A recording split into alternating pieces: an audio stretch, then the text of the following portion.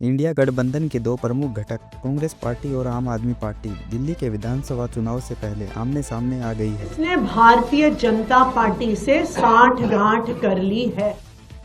Party ने ये दावा किया है कि दिल्ली में कांग्रेस पार्टी भारतीय जनता पार्टी के पक्ष में खड़ी है और हर वो काम कर रही है जिससे बीजेपी को चुनाव में फायदा हो। कांग्रेस पार्टी भारतीय जनता पार्टी के पक्ष में खड़ी हुई है और हर वो काम कर रही है जिससे बीजेपी को चुनाव में फायदा हो। पार्टी के नेता और राज्यसभा सांसद संजय सिंह ने आज सीएम आतिशी के साथ एक प्रेस कॉन्फ्रेंस को संबोधित किया। उन्होंने कहा, दिल्ली में कांग्रेस एक नेता है अजय माकन जी बीजेपी की स्क्रिप्ट पढ़ते हैं, बीजेपी के कहने पर बयान देते हैं, बीजेपी के कहने पर आम आदमी पार्टी के नेताओं को टारगेट करते हैं। कल उन्होंने सारी हदें पार करके देश के लोकप्रिय नेता अरविंद केजरीवाल जी को एंटी नेशनल कह दिया।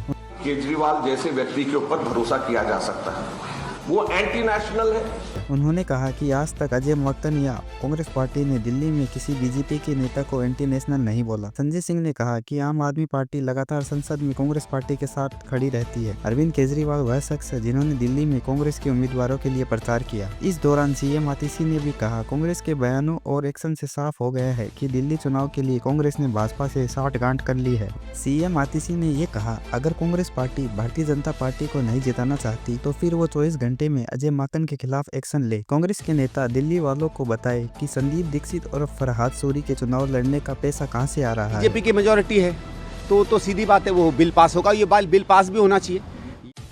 है आतिशी ने कहा, अगर कांग्रेस पार्टी अपने इन नेताओं के खिलाफ एक्शन नहीं लेती तो फिर आम आदमी पार्टी इंडिया गठबंधन के बाकी सभी घटक दलों से बात करेगी कि कांग्रेस पार्टी के साथ अब एक अलायंस में नहीं रहा जा सकता। लोकसभा चुनाव के लिए साथ आए इंडिया गठबंधन के दो दल नई लोकसभा की शुरुआती सत्र से पहले ही रास्ते अलग करते नजर आ रहे हैं। कांग्रेस और आम आदमी पार्टी ने दिल्ली, हरियाणा और गुजरात में मिलकर लोकसभा चुनाव लड़ा था, मगर अब दोनों के नेता अलग अलग रास्ते पर जाने की वकालत कर रहे हैं।